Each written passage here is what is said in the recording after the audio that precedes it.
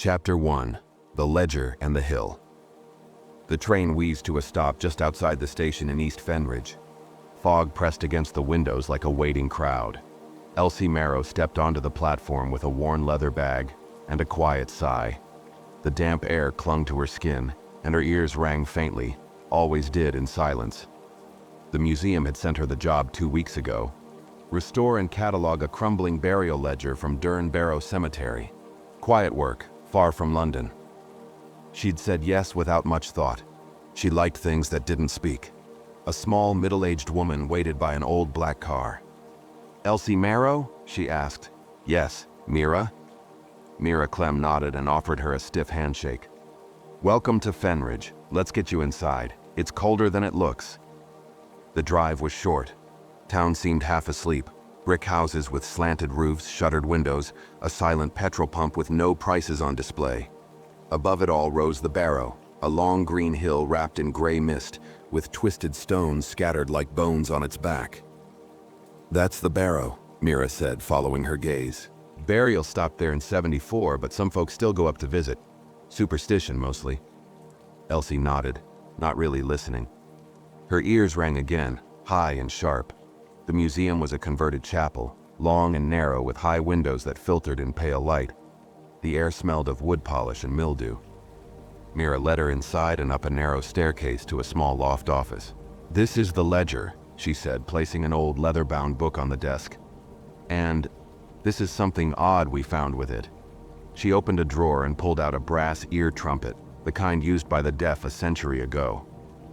"Was stored with the records," Mira said. "Curator before me said it was used to listen at graves. Folklore nonsense. Just thought you might find it interesting." Elsie touched it. Cold. Heavy. The bell was stained dark at the rim like old water damage.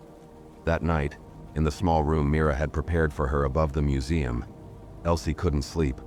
The bed creaked with every movement. Somewhere in the wall, pipes ticked like distant footsteps. And when she finally drifted off, she thought, just for a second, she heard a voice whisper her name. Not loud, not clear, but real enough to jolt her awake. She sat in the dark, holding her breath, staring at the ear trumpet on the shelf. It looked almost like it was pointing at her. Chapter 2. The names in the ledger.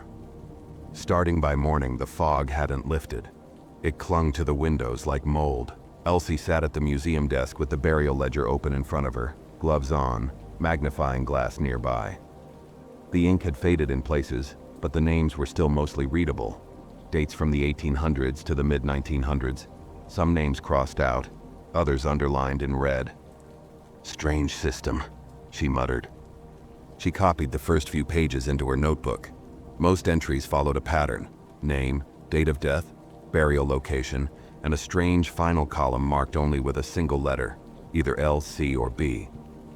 Mira stood nearby, looking over some framed black and white photographs of the old town. "Do you know what these letters mean?" Elsie asked. Mira frowned. "Letters?" Elsie turned the book so she could see. "Oh, huh." Mira leaned closer. "Never noticed that before. It could be nothing. Or maybe some old code. I'll check with Bram." "Bram?" "The groundskeeper. Been around forever. Lives by the hill. Little odd, but he's harmless." Elsie nodded, trying not to show how tired she felt. Her ears had buzzed all night, and she'd dreamt of Claire.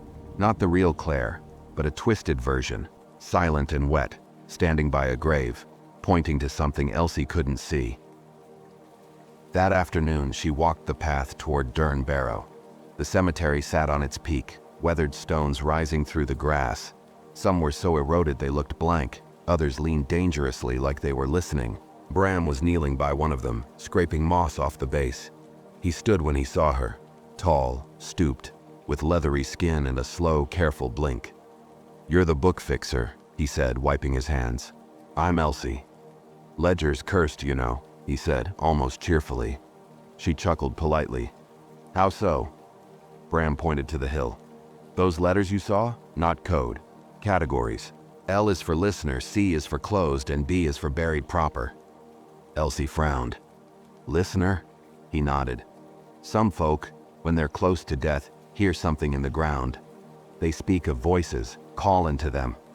Those ones were never quite right, even before. That's an L.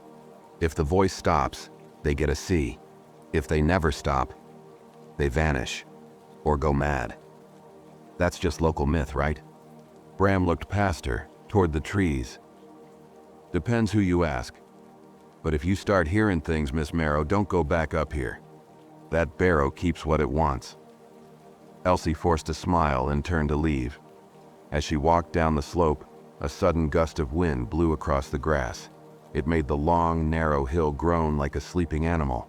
Behind her, something cracked, sharp and wooden like a step breaking under pressure. She turned. No one there.